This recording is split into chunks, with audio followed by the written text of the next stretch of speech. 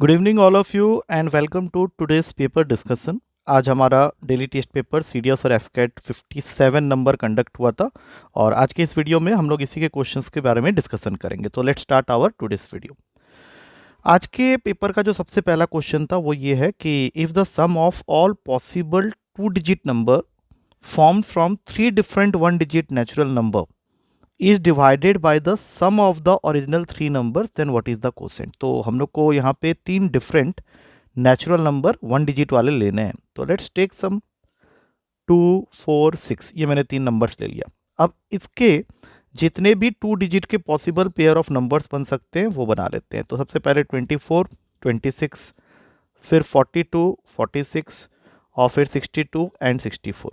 अब हमें क्या करना है, इन सबको ऐड कर देना है। तो जब इसको हम लोग ऐड करेंगे तो 6 + 4 10 12 18 20 24 4 हुआ, 2 कैरी हो गया, 6 10 14 18, ये तुम्हारा मिला के आ रहा है 264। अब इस सम को हमें डिवाइड करना है the sum of the original three numbers, मतलब 2 4 6 के सम से डिवाइड करना है, दैट इज 12।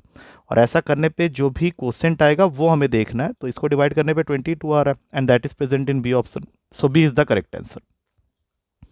अगला क्वेश्चन है, इन चारों में से हमें बताना है ग्रेटेस्ट कौन सा है या लार्जेस्ट कौन सा है। ऐसे क्वेश्चन हमने पहले भी किए हैं। तो 4 to the power of 1/3, 6 to the power of 1/3, 15 to the power of 1/6 and 245 to the power of 1/12। तो जो पावर में नंबर्स हैं डिनोमिनेटर में उनका एलसीएम ले लेंगे। That means we have to take the LCM of 3, 3, 6 and 12।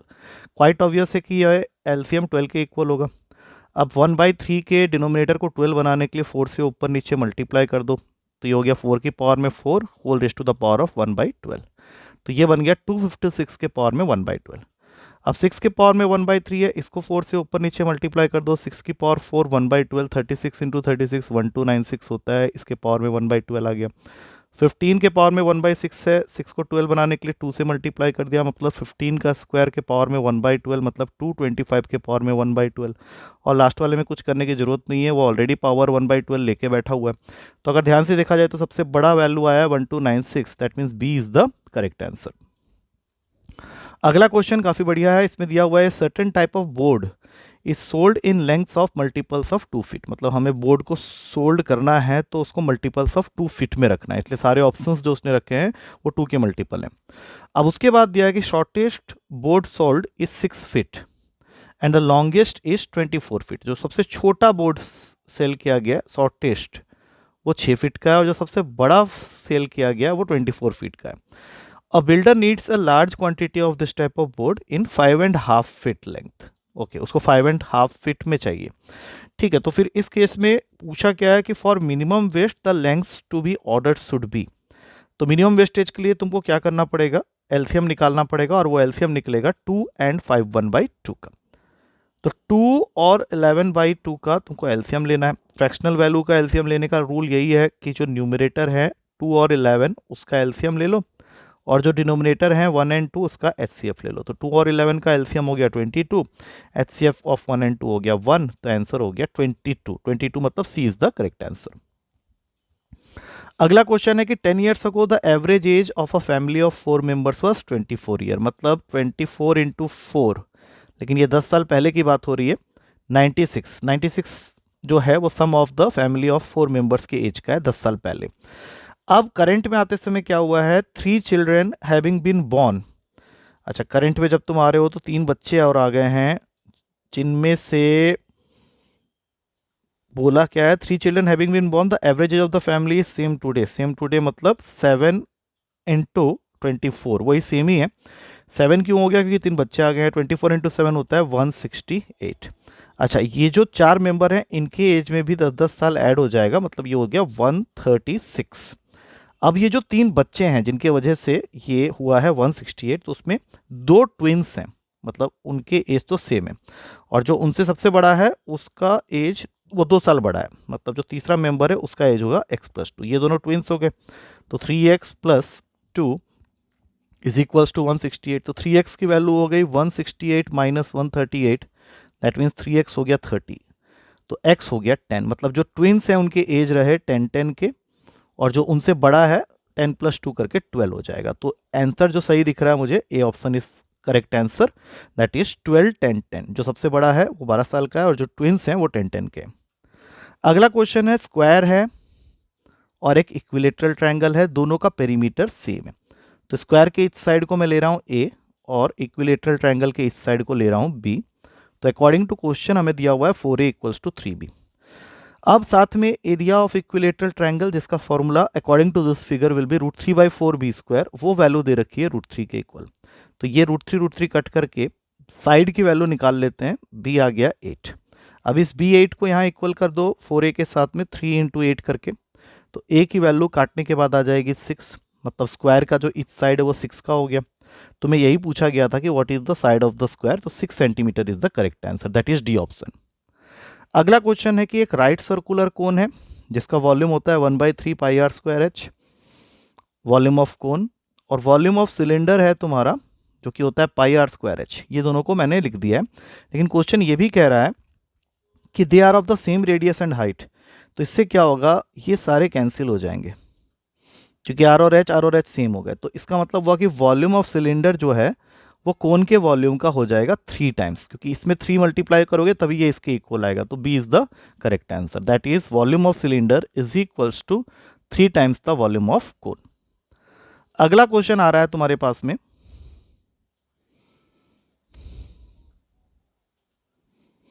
Sameer and Ravi have the same income. अच्छा, समीर एक है, रवि एक है, इनकी इनकम बताई गई है दोनों की सेम, तो let it be x. Sameer savings जो है समीर का दैट इज 20%, इसका मतलब है x/5। तो ये जो स्पेंड कर रहा होगा वो हो जाएगा 4x/5। And Ravi spends ₹400 per month more than Sameer.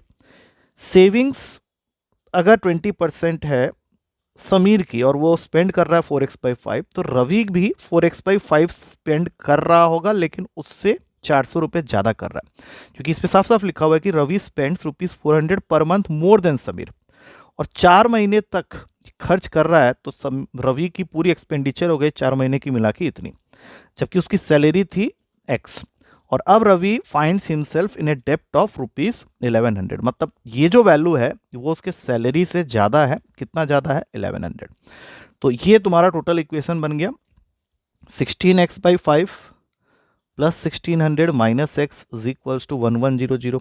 अब इसको थोड़ा सॉल्व कर लो, तो ये वैल्यू जो है ये काट कूट के तुमको दे देगा। इसको यहाँ ले आओ, 500 हो गया, x माइनस 16x/5। ओके, यहाँ पे हम लोग थोड़ा सा यहाँ पे केयरफुली काम करेंगे, क्योंकि इसके अंदर में तुमको ये भी देखना है कि ये जो वैल्यू हमने लिखी है 4x/5 400 × 4 इज इक्वल टू, यहाँ पे 4x आएगा, क्योंकि 4 महीने की बात हो रही है, तो 4 महीने में उसकी सैलरी भी 4x होगी। तो यहाँ पे 4x कर देते हैं, ये गलती हो रही थी। तो यहाँ पे 4x - 5। तो अब ये वैल्यू हो गया 2500 के आसपास बन रहा है ये, एक सेकेंड, ये बन गया 20x - 16x/5 is equals to 500। तो 2500 is equals to 4x, x की वैल्यू आ गई 500। हमें पूछा क्या है, their individual incomes are what. तो 625 आएगा ना, 2500 को 4 से कट करेंगे, 625 का सही आंसर है। एक बार फिर से समझते हैं, समीर की इनकम और रवि की इनकम सेम दी हुई है x। सेविंग्स जो है समीर का वो x/5 है, मतलब वो स्पेंड कर रहा होगा 4x/5, और रवि उससे 400 रुपये ज़्यादा स्पेंड कर रहा है, तो 4x/5 प्लस 400। और ये 4 महीने तक खर्च करता रहा, तो 4 महीने तक जब उसका खर्च हुआ तो Ravi finds himself in a डेप्ट ऑफ ₹1100, मतलब इस वैल्यू में 4 मल्टीप्लाई करेंगे जो, और उसकी सैलरी है उसमें भी 4 मल्टीप्लाई करेंगे, और ये जो उसका खर्चा है वो उसकी सैलरी 4x से ज़्यादा हो गई है। कितनी ज़्यादा हो गई, 1100। अब इसको सॉल्व करके हमने यहाँ से x की वैल्यू निकाल ली है, जिसको हमने लेट किया था उनकी इनकम, तो वो आ गया 625 रुपये। नेक्स्ट क्वेश्चन, इनइक्वालिटी को सॉल्व करना है, सिंपल क्वेश्चन है। इसको यहाँ ले आओ, ग्रेटर देन 0, तो ये हो गया x² - 5x + 6 ग्रेटर देन 0। इसको स्प्लिट करेंगे तो आएगा x - 2 × x - 3 ग्रेटर देन 0। मतलब क्रिटिकल पॉइंट्स तुम्हारे हो गए -∞ से 2, 2 से 3 एंड 3 से इन्फिनिटी। -∞ से 2 के बीच में एक वैल्यू ले लो, सपोज 0, तो 0 यहाँ डालोगे तो ये नेगेटिव पॉजिटिव, मतलब काम का रीजन है। 2 से 3 के बीच में 2.5 ले लो, उससे ये तो पॉजिटिव होगा, ये नेगेटिव होगा, पॉजिटिव इंटू नेगेटिव नेगेटिव होता है, तो ये रीजन नहीं आएगा क्योंकि हमें ग्रेटर देन 0 चाहिए। 3 से इन्फिनिटी के बीच में 4 ले लो, इससे ये भी पॉजिटिव आएगा, ये भी पॉजिटिव आएगा, product of two positive quantity is positive, तो ये मेरे काम का रीजन है। अब अगर मैं ध्यान से देखूँ तो ये ऑप्शन मुझे दिख रहा है बी में, जहाँ पे x greater than 3 and x less than 2 है। B is the correct answer. 9th question है, minute hand of a clock is 1.5 centimetre long. एक घड़ी बना लेते हैं, इसका मिनट हैंड को यहाँ 12 पे रख देते हैं। इसका मतलब है कि ये जो हमें मिनट हैंड की लेंथ दी हुई है उसको 3/2 लिखने पे वो रेडियस हो गया। What is the distance travelled by its tip. अब ये टिप घूम रहा है during an interval of 40 minutes, मतलब ये घूम के 8 में गया होगा। तो इस प्रोसेस में इसके टिप ने कितना डिस्टेंस ट्रेवल किया है, दैट मीन्स ये कहीं ना कहीं जा रहा है थीटा इक्वल्स टू L/R में। हमें L निकालना है R थीटा, आर तो हमारे पास में है, थीटा नहीं है, थीटा निकालेंगे। 40 मिनट्स में कितना डिग्री ये घूमा है ये जानने के लिए पहले ये लिख लेते हैं कि 60 मिनट्स में मिनट हैंड 360 डिग्री घूम लेता है, तो 1 मिनट में घूमेगा 6 डिग्री। क्वेश्चन में वो 40 मिनट घूमा है, तो 40 इंटू 6 240 हो गया। अब 240 को हमें रेडियन में कन्वर्ट करना पड़ेगा क्योंकि वो जो थीटा है वो सेंट्रल एंगल रेडियन में होना चाहिए, तो दैट इज़ 4π/3। अब 3 से 3 कैंसिल हुआ, ये 2 में गया, 2 पाई आंसर आ गया। अब पाई की वैल्यू उसने बोली है 3.14 लेने, तो 2 इंटू 3.14 आंसर हो जाता है 6.28 centimetre. So this is present in C option. आखिरी क्वेश्चन है, angle of depression of 2 boats from the mast head of a ship. एक शिप समझ लो इसको, यहाँ पे है 50 मीटर हाई पे, यहाँ टॉप में खड़े होके तुम 2 बोट्स के पोजीशन को देख रहे हो, एक बोट को देख रहे हो, दूसरे बोट को देख रहे हो। ऑब्वियसली ये 30 होगा, ये 45 होगा, और ये एंगल ऑफ डिप्रेशन बना रहा है, that means this is 30 and this is 45। Naming कर देते हैं ABCD। अब देखो तुमको फाइंड करना है the distance between the 2 boats, इसको ले लो x, क्योंकि जब तुम ट्रायंगल ABC लोगे तो tan 45 degree is equals to 50/BC, और tan 45 1 होता है, तो BC डिस्टेंस ऑटोमेटिकली तुम्हारा 50 हो जाएगा, मतलब ये डिस्टेंस तुमने 50 मीटर कर दिया। अब बड़ा ट्रायंगल ले लो, that is in triangle ABD, तो tan 30 डिग्री की वैल्यू हो जाएगी 50/x + 50। अब tan 30 होता है 1/√3 इज इक्वल्स टू 50/x + 50। हमें x निकालना है, तो अगले ही स्टेप में x की वैल्यू हो जाएगी 50√3 - 50। अब 50 कॉमन ले लो तो अंदर आ गया √3 - 1। अब ये ऑप्शन अवेलेबल है सी ऑप्शन में, so that will become your correct answer. I hope you have done with all the questions of this paper, और काफ़ी इजी पेपर था। अब कल मिलते हैं with the discussion of the next set of paper. ठीक है, इन सारे सॉल्यूशंस को एक बार अच्छी तरीके से स्टडी कर लो, and if any doubt arises you can ask me in the class. अब कल मिलते हैं, टेक केयर, थैंक यू।